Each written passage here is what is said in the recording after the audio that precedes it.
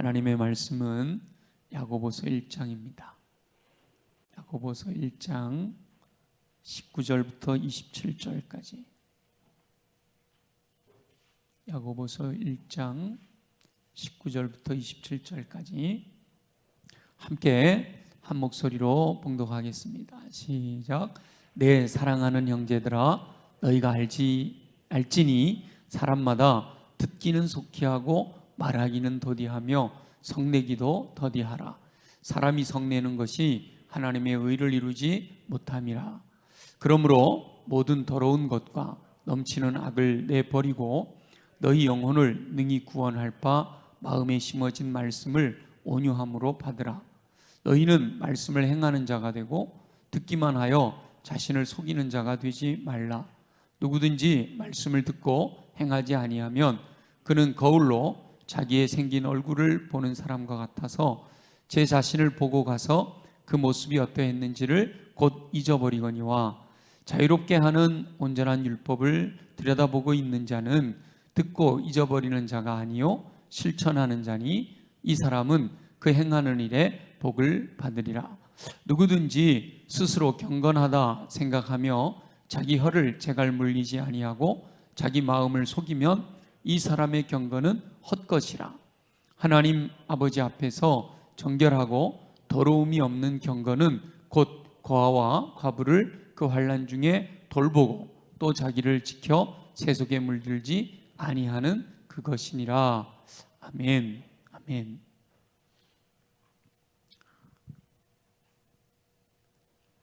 그리스도인은 말씀으로 영혼의 양식을 삼습니다. 말씀이 영혼의 양식이다, 이렇게 말씀하시잖아요. 그리스도인들은 말씀으로 영혼의 양식을 삼습니다. 여러분, 어떻게 매일매일 영혼의 양식을 통해 영적인 건강을 이루어 가시나요? 우리가 특별히 우리 교회는 날마다 솟는 샘물이라는 말씀의 교재를 가지고 그 진도를 따라서 말씀을 묵상하고 있잖아요. 매일매일 우리에게 주어지는 말씀을 통해 내 영혼이 살찌도록, 말씀에는 하나님의 뜻이 계시되어 있습니다. 말씀이 영혼의 양식이 되는 이유는 하나님의 뜻이 그 말씀 속에 들어있기 때문이죠. 말씀이 진정한 영혼의 양식이 되기 위해서는 말씀을 통해 하나님의 뜻을 분별하고 그 말씀대로 살아야 합니다. 하나님의 말씀이 영혼의 양식이다 라고 하는데, 그 영혼의 양식이, 내 삶의 말씀이 영혼의 양식이 되기 위해서는 이 말씀을 통해 하나님의 뜻이 무엇인가를 분별하고 그 말씀대로, 그 뜻대로, 하나님의 뜻대로 살아야, 그래야 진짜 그때 그 말씀이 내 영혼의 양식이 되어서 내 영적인 삶을 풍요롭게 해주는 것이죠. 오늘 본문에서 저는 22절 말씀을 핵심 구절로 정했는데요. 우리 22절 말씀을 한번 볼까요? 다 같이 시작. 너희는 말씀을 행하는 자가 되고 듣기만 하여 자신을 속이는 자가 되지 말라. 이 19절부터 27절까지의 말씀을 전체로 보고 가장 핵심이 되는 구절이 22절. 너희는 말씀을 행하는 자가 되고 듣기만 하여 자신을 속이는 자가 되지 말라 라는 말씀으로 핵심 구절을 정했는데요. 여기서 보면 듣는 것, 말씀을 대할 때 듣는 것과 행하는 것을 비교해서 말씀하고 있죠. 듣기만 하고 행하지 않는 것, 그것은 자신을 속이는 것과 같다라는 거죠. 그리고 말씀은 어떻게 해야 된다는 그러니까 듣고 행하는 삶을 살아야 한다 말씀하고 있는 거죠. 이 내용을 우리가 모르지 않잖아요. 다 알고 있어요. 말씀은 듣고 행하여야 한다, 다 안단 말이에요. 근데 오늘 또다시 우리에게 이 말씀을 주시는 이유는 그럼에도 불구하고 알고 있으면서 그렇게 살지 못하고 있으니까 다시 한번 상기시키시고 다시 한번 마음에 새기기를 원하시는 뜻이 있는 것이죠. 말씀을 듣는 것과 행하는 것이 비교되어 기록되어 있는 본문을 보면서 예수님의 말씀이 기억이 났습니다. 말씀을 대하는 태도에 대하여 말씀하신 예수님의 말씀, 예수님이 여러 말씀을 많이 하셨는데 반석 위에 집을 짓는 자, 모래 위에 집을 짓는 자와 반석 위에 집을 짓는 자, 모래 위에 집을 짓는 어리석은 자와 반석 위에 집을 짓는 지혜로운 자 이야기할 때 그 모래 위에 집을 지은 자와 반석 위에 집을 지은 자를 구별하는 기준이 뭐예요? 말씀을 듣고 행하면 그가 바로 반석 위에 집을 지은 자죠. 밭에 가서 일해라 아버지의 명령을 받았던 두 아들 이야기도 있죠. 큰아들이 듣고 예 아버지 가겠습니다 듣고 예 가겠습니다 해놓고는 안 갔어요. 둘째 아들은 아니요 가기 싫은데요. 그런데 생각해 보니까 아버지 뜻을 순종해야지 하고 갔어요. 누가 아버지의 뜻대로 행한 사람이에요? 듣기만 하고 안 간 사람은 아버지 뜻대로 행한 게 아니시죠? 아니죠. 듣고 처음에는 거부했을지라도 결국은 행한 자, 말씀대로 행한 자가 아버지의 뜻대로 행한 사람이 되는 거죠. 예수님께서 이 말씀에 대해서 주신 비유 중에 마태, 마가, 누가 복음에 공히 기록되어 있는 같은 비유, 씨 뿌리는 자의 비유에 보면 말씀과 그다음에 마음밭과 말씀을 대하는 태도에 대해서 자세하게 말씀하고 있는데 마태, 마가, 누가 다 다른 관점에서 말씀을 대하는 태도에 대해서 설명하고 있는데 이걸 딱 묶어놓고 나니까 5가지 단계로 제가 여러 번 반복했듯이 말씀을 통해 풍성한 열매 맺는 5가지 단계가 나옵니다. 그래서 씨 뿌리는 자의 비유에 나오는 5가지 단계는 동사로 얘기하면 듣고 깨닫고 받고 행하고 참고 견디는 거죠. 명사로 이야기하면 경청, 각성, 수용, 순종, 인내. 이건 제가 아마 여러분 귀에 못이 박히도록 말씀을 드려서 다 외우고 계실 텐데요. 말씀을 바르게 대할 때 내 마음밭이 옥토로 준비되고 말씀이 임하신 것을 경청하고 각성하여 수용하고 순종함으로 인내하는 삶을 통해 30배, 60배, 100배의 풍성한 열매를 맺게 된다라고 말씀하셨죠. 오늘 본문에서도 이 복음서에서 말씀하신 예수님의 말씀이 여기서 그대로 녹아 있어요. 경청과 순종을 비교하면서 순종을 강조하고 있는 거죠. 물론 말씀 중에는, 이 본문 중에는 수용, 어떻게 말씀을 받아야 하는가에 대한 말씀도 언급되어 있습니다. 그래서 오늘 본문에서 3가지, 씨 뿌리는 자의 비유에는 5가지가 나오지만 여기에는 그 5가지 단계 중에서 3가지 단계, 경청, 수용, 순종 3가지 단계가 나오는데요. 먼저 경청, 하나님의 말씀을 듣는 것은 속히 해라. 듣는 것은 어떻게 하라고 그랬죠? 속히 해라. 듣는 것은 속히 해라. 이 속히 해라 이 말씀은 열심을 내라 이 말이죠. 듣는 일에 열심을 내라 라는 말씀이에요. 자, 경청에는 또 6가지 방법이 있죠. 뭐가 있죠? 듣고 읽고 쓰고 연구하고 암송하고 묵상하는 거. 듣고 읽고 쓰고 연구하고 암송하고 묵상하는 거. 이 일에 뭐 하라는 거예요? 열심을 내라는 거예요. 듣기는 속히 해라. 듣는 데는 열심을 내라. 하나님의 말씀이 뭔가 듣고자 하는 데는, 그래서 듣고 읽고 쓰고 연구하고 암송하고 묵상함으로 하나님의 말씀이 뭔가, 하나님의 뜻이 뭔가를 자꾸 알아야 된다. 이건 아무리 강조해도 지나치지 않습니다.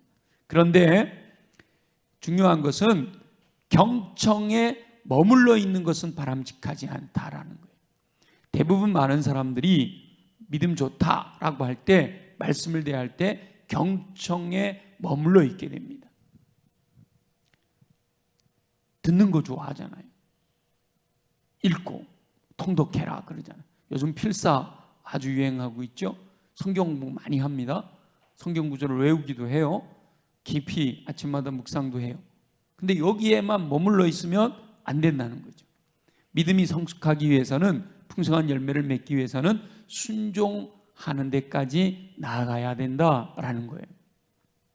그래서 오늘 야고보 사도는 듣는 것을 거울 보는 것으로 비유하고 있습니다. 거울을 보면, 여러분 거울을 이렇게 보면 내 얼굴이 보이잖아요. 거울을 보면 내 얼굴이 어떻게 되어 있나 살필 수가 있습니다. 얼굴에 무엇이 묻어 있을 때 그것을 깨달을 수가 있는 거죠. 아, 수염이 길게 자랐는지, 여기 어디 뾰루지는 없는지, 아, 요새 햇빛에 나갔더니 기미가 좀 생겼다든지, 이런 이 얼굴을 보면서 내 모습, 거울을 보면서 아, 머리가 좀 많이 길었구나, 이렇게 깨닫게 되는 거죠. 내 모습을, 거울을 보고 내 모습을 발견할 수가 있는 거예요. 그런데 거울을 보고 아, 수염이 많이 자랐구나 라는 것을 알았는데 면도를 하지 않는다면 거울을 본 아무 의미가 없어지는 거예요. 거울을 봤는데 얼굴에 뭐가 나서 아, 이거 지워야 되겠다 이렇게 생각을 하고 그냥 아무것도 안 하면 아무 의미가 없단 말이죠. 여기에 검정이 이렇게 시꺼멓게 묻었는데 그걸 보고 여기 검정이 시꺼멓게 묻었구나. 그럼 뭐 해야 되죠? 세수를 하고 닦아야 되는데 안 하고 가만히 있는다.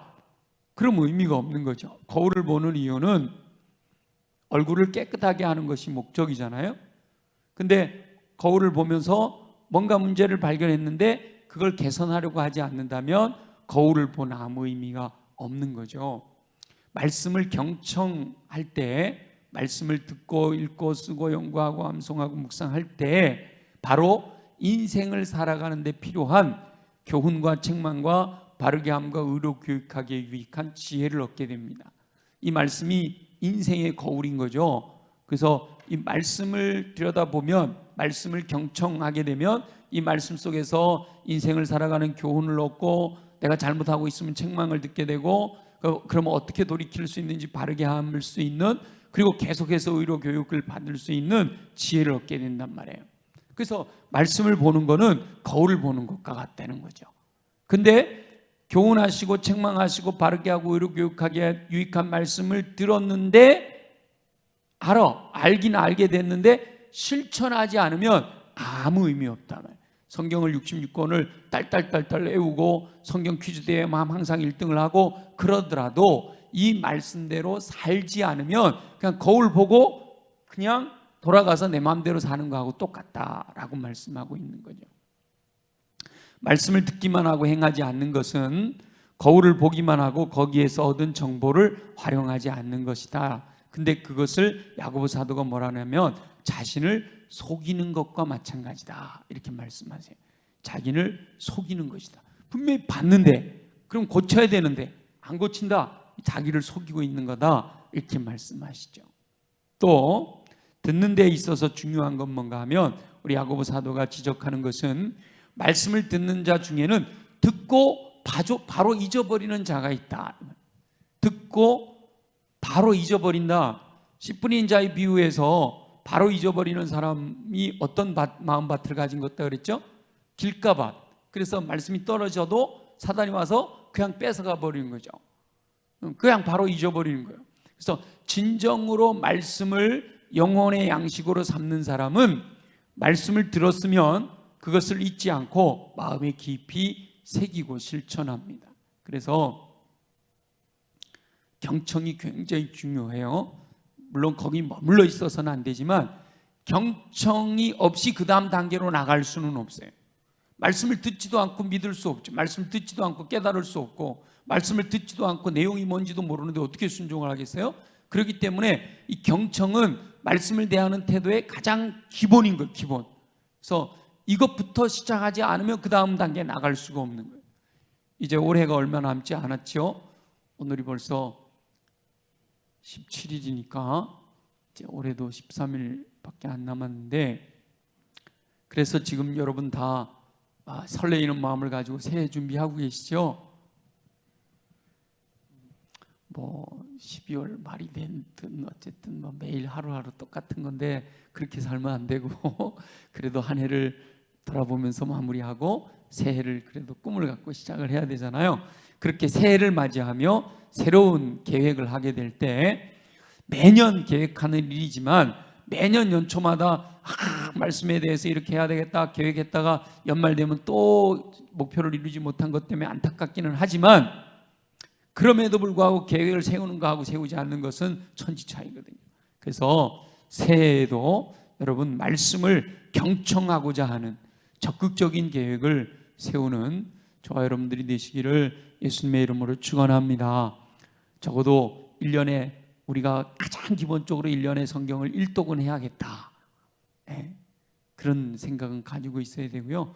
또 성경을 가능하면 쓰고 교회에서 성경 공부 1대1이라든지 이렇게 성경 공부 한다 그러면 적극적으로 참여하고 무엇보다도 날마다 솟는 샘물 묵상을 빠뜨리지 말고 내가 내년에는 꼭 해야겠다. 이렇게 여러분 좀 마음에 적극적인 계획을 세우는 연말이 되셔서 새해부터 하나님의 말씀을 통해 내 인생이 변화되는 은혜가 임하기를 소원합니다. 두 번째는 받고 수용에 대한 말씀이 간단히 언급되어져 있는데요. 수용은 말씀이 선포되어질 때 받는 것, 마음으로 받는 것을 의미합니다.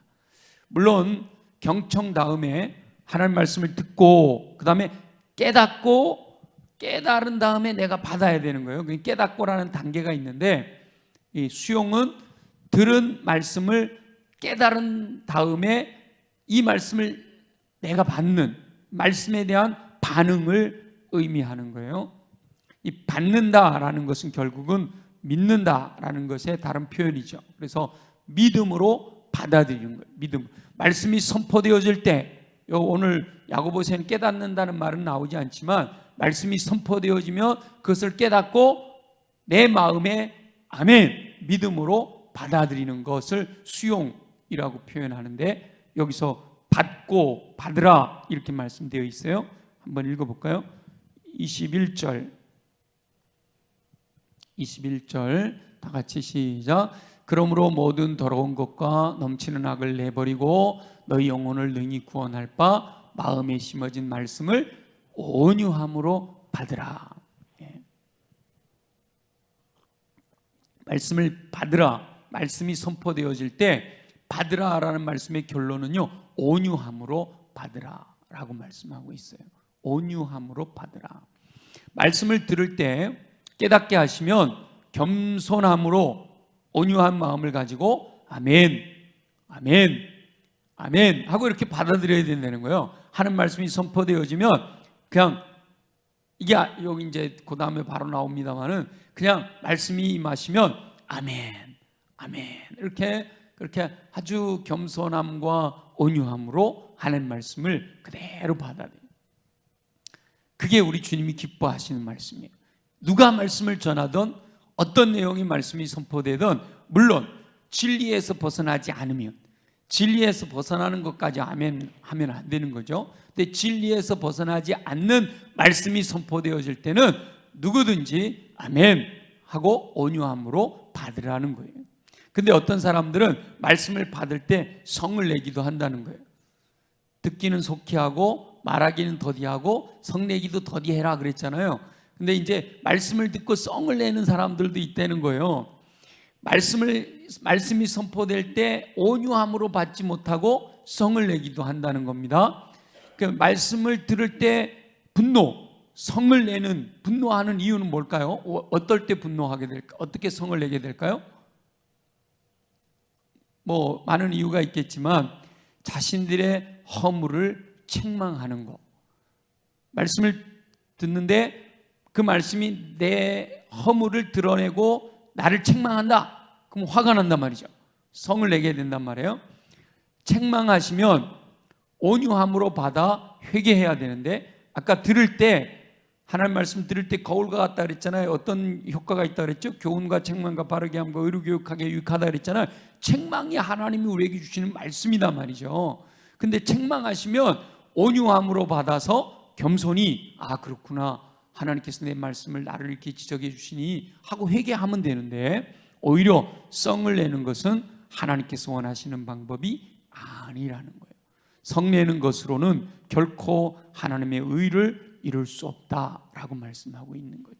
그래서 사실은 19절 하나만 보면 인간관계 속에서 듣기는 많이 하고 듣기는 속히 하고 말은 좀 조심하고 성내는 것도 더디해라, 이렇게만 적용하고 넘어갈 수도 있지만, 이 19절부터 27절까지의 전체적으로 나오는 것은 말씀을 들을 때 나타나는 태도로 연결이 되어지기 때문에 이렇게 책망하는 말씀에 대해서도 성내지 말고 아멘으로 받아서 내 삶에 받아들여라. 그 다음에 그 성내지 말고 온유함으로 받으라는 말씀 속에 어떤 내용이 나오는가 하면, 모든 더러운 것과 넘치는 악을 내어 버려라 그랬잖아요. 그러니까 모든 더러운 것과 넘치는 악에 대해서 지적할 때 그걸 성을 내지 말고 온유함으로 받아서 나를 변화시켜 가야 할 것이다 라는 말씀을 하는 거죠. 말씀을 듣는 이들의 영혼을, 말씀은 듣는 이들의 영혼을 능히 구원할 수 있다. 그러니까 마음에 강하게 다가온 말씀을 온유함으로 받을 수 있어야 한다라고 말씀하는 거예요. 하나님께서 책망하시는 것은요, 사랑하시기 때문입니다. 하나님의 말씀은 우리를 격려하시기도 하고 위로하시기도 하고 축복하시기도 하고요, 사랑하신다고 말씀하시기도 하시지만 때로는 책망하시기도 하거든요. 그런데 그 책망하시는 것은 사랑하시기 때문에 책망하는 거예요. 우리가 예레미야서를 통해서 유다 백성들에게 얼마나 많이 책망하시는 말씀을 들었어요. 근데 하나님께서 유다 백성들을 뭐 하셨기 때문이죠? 사랑하셨기 때문이에요. 그래서 이 책망의 말씀을 사랑의 음성으로 받을 수 있을 때, 온유함으로 받아들일 때 풍성한 열매가 맺혀지게 되는 거죠. 말씀을 통해 변화되어 하나님의 의를 이루는 삶을 살게 됩니다. 성내는 것으로는 하나님의 의를 이루지 못하지만 온유함으로 받을 때 하나님의 의가 이루어지게 되는 것이죠. 또한 이 말씀을 온유함으로 받으라라고 하는 이것은, 말씀이 선포될 때 그 말씀을 내게 주시는 하나님의 음성으로 들으라 이 말이에요. 하나님의 말씀이 선포되어질 때, 제가 여러 번 반복해서 이 말씀 나올 때마다 말씀드리잖아요. 이거 우리 내 남편이 들어야 되는 건데, 아이고 이거 우리 부모님이 들어야 되는 건데, 김 집사가 오늘 안 나왔네, 이게 아니라 누구에게 주시는 거라고요? 내게 주시는 음성으로 들어야 하는 거예요. 받을 때 수용, 하나님의 말씀을 대할 때 하나님의 말씀이 선포되면 우리가 받는데, 그 말씀을 아멘으로 받을 때 뭐라고 해야 되냐? 내게 주시는 주님의 음성으로 받아들여야 된다. 근데 많은 사람들이 말씀을 들을 때 자신이 아닌 타인을 생각하는 경우가 많아요. 하나님의 말씀이 선포될 때 항상 겸손히 온유함으로 듣되 그 모든 말씀을 하나님께서 자신에게 주시는 말씀으로 받아야 된다, 이렇게 말씀하십니다. 저와 여러분은 어떤 상황에서도 하나님의 말씀이 선포되어지면 그 말씀을 받되 겸손하고 온유한 마음으로, 그리고 이 말씀이 내게 주시는 하나님의 음성이구나 라고 수용할 수 있게 되기를 예수님의 이름으로 축원합니다. 세 번째는요, 말씀을 듣는 자는 반드시 행함으로 순종해야 된다라는 것을 강조하고 있죠. 사실은 여기서 강조하는 것은 들었으면 행하라, 이 듣고 행함, 이 두 가지를 강조하고 있는데, 그 사이에 이제 온유함으로 받아라 이 말씀이 있는 거죠. 근데 사실은 경청하였으면 깨달아야 되고, 깨달았으면 아멘으로 받게 되고, 그렇게 아멘으로 받게 된 사람이 순종하고, 순종해도 바로 열매가 안 맺혀질 때는 끝까지 인내함으로 기다려야 한다라고 예수님은 말씀하셨던 것이죠. 말씀을 듣고 자신에게 주시는 하나님의 음성으로 아멘, 아멘 하고 받았으면, 예를 들어 오늘 이제 여러분 연말에는 바쁘시지만 내년도 계획할 때 말씀 묵상에 대한 계획을 하셔야 됩니다, 할 수 있기를 바랍니다, 이러면 그래 이거는 우리 학생들이 해야 하면 좋겠네, 이게 아니라 내게 주시는 주님의 음성으로 아멘 하고 받는단 말이죠. 받았으면 받고, 아까 뭐 했죠? 받고 거울로 봤어요. 그리고 아무것도 안 하면 소용없다니까, 자기를 속이는 거라니까요. 그리고 보고 잊어버리면 아무 의미 없다니까요. 그 받은 것을 뭐 해야 된다고요? 삶에 실천을 해야 된다. 실천을. 저를 비롯한 많은 사람들이 이 단계를 못 넘어가요. 여기 예배 드리면서 사실은 듣기만 하고 잊어버리는 경우가 너무너무 많고, 요 경청에서 그 다음 단계로 못 나가는 경우가 굉장히 많아요. 그리고 경청에서 각성, 이게 이런 내용이었구나, 이런 말씀이었네, 와, 그런 뜻이 담겨 있어서 여기까지는 많이 가요. 들을 때 요 깨닫는 각성까지는 많이 갑니다. 근데 거기서 내게 주시는 음성으로 듣는 데까지 가는 것도 어려워요. 근데 거기까지 가는 경우는 그런 대로 있습니다. 말씀을 들으면서 이건 나 들으라고 하신 말씀이구나, 아멘, 순종하는 경우는 또 마음으로 받는 경우는 있어요. 근데 여기서부터 순종까지 가는 게 너무 어려워요. 기억해야 되고 그 말씀을 따라 순종하려고 하니까 여러 가지 방해가 많이 나타나고 말이죠. 이전에, 순종 이전에 경청, 각성, 수용까지의 모든 과정은요, 이 순종, 행함을 위한 준비 단계인 거예요. 이 행함이 따르지 않으면, 순종하지 않으면, 말씀대로 순종하지 않으면 이전의 이 모든 과정은 사실은요 의미가 없는 거예요. 아까도 말씀드렸듯이 66권 성경을 다 외우고 있으면 뭐예요? 성경의 내용을 아무리 많이 깨닫고 있으면 뭐예요? 와, 그래, 그 내게 주시는 주님의 음성이었다 하고 아무리 아멘 아멘 아멘 아무리 많이 하면 뭐예요? 실제로 삶에서 실천하지 않으면 이 앞의 과정은 의미가 없는 거예요. 이 실천을 하기 위해서는 이 과정이 반드시 있어야 되지만, 실천을 하지 않으면 이 앞에 있는 것들은 의미가 없어진다라는 거예요. 그런데 잘 듣고 잘 깨달아서 아멘으로 받는, 온유함으로 받는 이 과정을 진실하게 지내오신 분들은요, 그 다음에 삶에서 실천하는 것이 이렇게 자연스럽게 이루어지는 거예요. 확실하게 깨달아졌고 확실하게 믿어지게 되면 그 다음부터는 그 말씀대로 사는 것들이 그렇게 어렵지 않게 진행이 되어지는 거죠. 이 과정을 잘 밟아오면 순종이 가능해진다는 거예요. 말씀 따라 순종하는 삶을 살아라 라고 하는 것은 아무리 강조해도 지나치지 않죠. 사실 너무 강조하기 때문에 식상해지는, 오히려 그게 문제죠. 너무 당연한 건데, 너무 분명한 건데, 너무 분명하다 보니까 다 아는 건데 뭘, 그리고 그냥 넘겨버리는 거예요. 실제로 실천을 하지 않고. 하나님께서 마음을 옥토로 준비시켜 주셔서 말씀대로 순종함으로 풍성한 열매 맺는 삶 사는 저와 여러분 되시기를 간절히 소망합니다. 하나님의 말씀을 듣고 순종하는 사람은 하나님이 복을 주시겠다라고 말씀하십니다. 오늘 본문에도요 그 말씀이 나와 있습니다. 25절 한번 볼까요? 25절 볼까요? 시작. 자유롭게 하는 온전한 율법을 들여다보고 있는 자는 듣고 잊어버리는 자가 아니요 실천하는 자니 이 사람은 그 행하는 일에 뭘 받아요? 복을 받으리라. 성경은요 하나님의 말씀대로 순종하는 자가 받을 복을 얼마나 많이 말씀하고 있는지 몰라요. 대표적인 말씀이 여호수아 1장 8절이잖아요. 그죠? 8절 9절. 이 말씀, 이 율법책을 내 입에서 떠나지 말게 하고 그것을 주야로 묵상하여 그 가운데 기록한 대로 다 지켜 행하라. 그러면 내 길이 평탄하게 될 것이라 내가 형통하리라. 여호수아 1장 8절 말씀. 그죠? 시편 1편 말씀이잖아요. 복 있는 사람 여호와의 율법을 즐거워하여 그 율법을 주야로 묵상하는 자로다. 그는 시냇가에 심은 나무가 계절을 따라 열매를 맺으며 그 잎사귀에 마르지 않은 것 같으니 그 행사가 다 형통하리로다. 예레미야 17장 7절 8절 여호와를 의지하는 자 시냇가에 심은 나무 같은 은혜를 주신다라는 말씀들. 여호와는 나의 목자시니 내게 부족함이 없으려다.